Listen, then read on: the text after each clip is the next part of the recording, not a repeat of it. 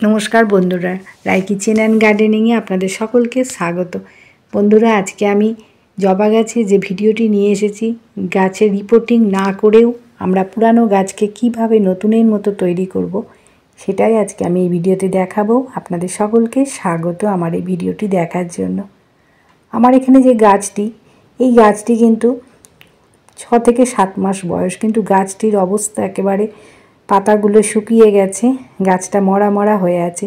এই সমস্ত গাছের রিপোর্টিং আমি করব না, কেননা আমার টবটাও বড় এবং সেই হিসাবে এবং গাছটাও বয়স খুব কম। সেই হিসাবে আমি গাছটাকে রিপোর্টিং না করেও নতুন মাটিতে আরও কিছু সার মিশিয়ে গাছটাকে আমি নতুনের মতো তৈরি করব।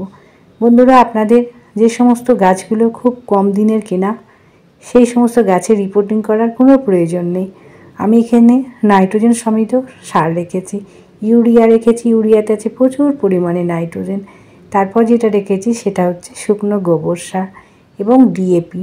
এই ডিএপিটা এই কারণে দেব আমরা, শিকড়টা যাতে মজবুত হয়। শিকড় যে সমস্ত গাছের ঠিকমতো চলাচল করতে পারে না, সেই সমস্ত গাছ আমাদের একেবারে ঝিমিয়ে পড়ে থাকে।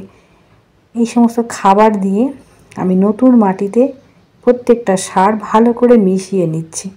বন্ধুরা, এইভাবে আপনারা নতুন মাটিতে সারগুলো দিয়ে ভালো করে একটা মিক্স খাবার তৈরি করবেন, করে গাছে আমরা এই সমস্ত মাটি দিয়ে দেব। এই সারটা যখনই গাছ পাবে, আস্তে আস্তে সে কিন্তু নতুনের মতো তৈরি হবে। যে সমস্ত গাছগুলো আপনাদের 2 বছর বয়স কিংবা খুব ছোট টবে আছে, সেই সমস্ত গাছগুলোর একমাত্র আপনারা রিপোর্টিং করবেন, কেননা শিকড়টা ছোট টবে চালাতে পারে না ঠিক মতো। তার জন্য গাছটা কিন্তু আমাদের একেবারে বৃদ্ধি বিকাশ বন্ধ হয়ে যায়। তার সাথে যে ফুলের সাইজ, সেটাও কিন্তু খুবই ছোট হবে। তার জন্য যে সমস্ত গাছগুলো বন্ধুরা আপনাদের 2 থেকে 3 বছর বয়স, সেই সমস্ত জবা গাছগুলো আপনারা অবশ্যই রিপোর্টিং করবেন।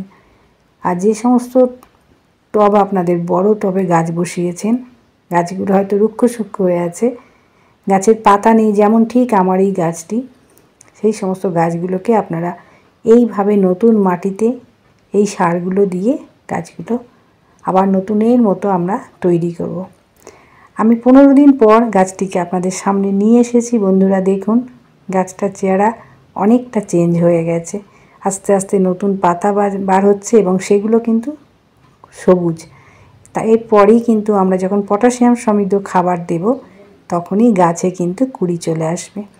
এবার আমরা যে সমস্ত গাছের কাটিং করব, ডাল কাটাই ছাঁটাই করব বন্ধুরা। যে সমস্ত হাইব্রিড জবাগুলো আমাদের কিংবা দেশি জবাগুলো একেবারেই সরু সরু ডাল হয়ে গেছে, এই ফেব্রুয়ারি মাসে আমাদের অবশ্যই কাটাই ছাঁটাই করতে হবে। তবেই যখন আমাদের মার্চ মাস শুরু হবে, সেখান থেকে নতুন নতুন পাতা গজাতে বেরোবে এবং সেখানেই কিন্তু আমরা অনেক অনেক ফুল পাবো। এই যে এটা আমার সাদা জবা একটা গাছ, এই গাছটাকে আমি একেবারে সম্পূর্ণ ডালগুলোকে কেটে ফেলে দিলাম। এই ডালগুলো থাকলে বন্ধুরা আপনার ফুলের সাইজ একেবারে ছোট হবে এবং সেইভাবে ফুল পাবেন না। তার জন্য কিন্তু যে সমস্ত দেশি জবা গাছ আছে বন্ধুরা আপনাদের ছাদ বাগানে, সমস্ত ডাল কিন্তু এই সময় ফেব্রুয়ারি মাসে অবশ্যই কাটাই ছাঁটাই করে দেবেন। এটা একটা লাল জবা আমার দেশি গাছ এবং এই গাছটারও আমি কিন্তু প্রত্যেকটি ডাল এইভাবে কেটে ফেলে দিলাম। তারপর আমরা একটু হলুদের পেস্ট দিয়ে দেব। যদি আপনার কাছে ফাঙ্গিসাইড থাকে অবশ্যই দিয়ে দেবেন। আমি এখানে একটু হলুদের পেস্ট প্রত্যেকটা ডালে, যেগুলো ডাল আমি কাটাই ছাঁটাই করেছি, সেই ডালগুলোতে কিন্তু এইভাবে একটু হলুদের পেস্ট বন্ধুরা আপনারা অবশ্যই দিয়ে দেবেন, তাহলে কোনো ফাঙ্গাস ধরার ভয় থাকবে না।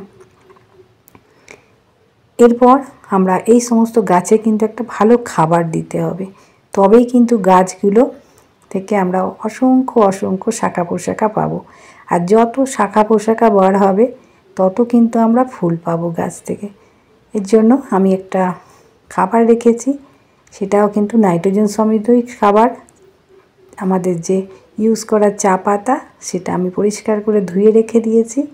তার সাথে রেখেছি গোবর সার এবং নিমখোল। এই 3টি উপাদান বন্ধুরা আপনারা অবশ্যই দেবেন। দেওয়ার পর আপনাদের গাছগুলো যে চেহারাটা আপনারা দেখতে পাবেন 15 দিন পর, আপনাদের নিজেদেরই ভালো লাগবে গাছগুলো দেখতে। এই সমস্ত খাবারগুলো আমি এক মুঠো করে যে গাছগুলো আমি ডাল কেটেছি সেই গাছগুলোকে এই খাবারটি এইভাবে আপনারা বন্ধুরা দিয়ে দেবেন। আমরা এই সময় ফেব্রুয়ারি মাসে অবশ্যই দেশি এবং হাইব্রিড জবা গাছগুলো ডাল কাটবো।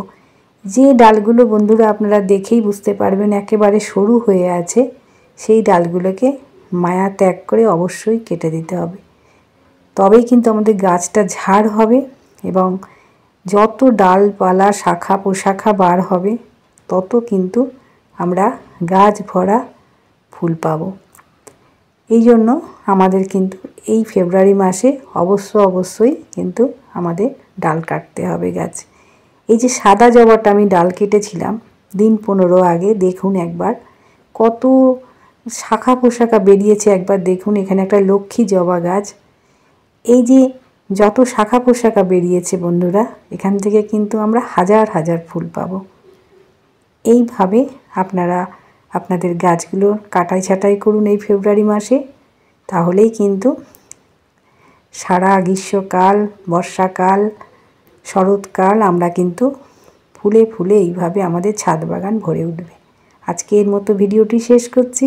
ভিডিওটি ভালো লাগলে অবশ্যই একটা লাইক করবেন। নমস্কার।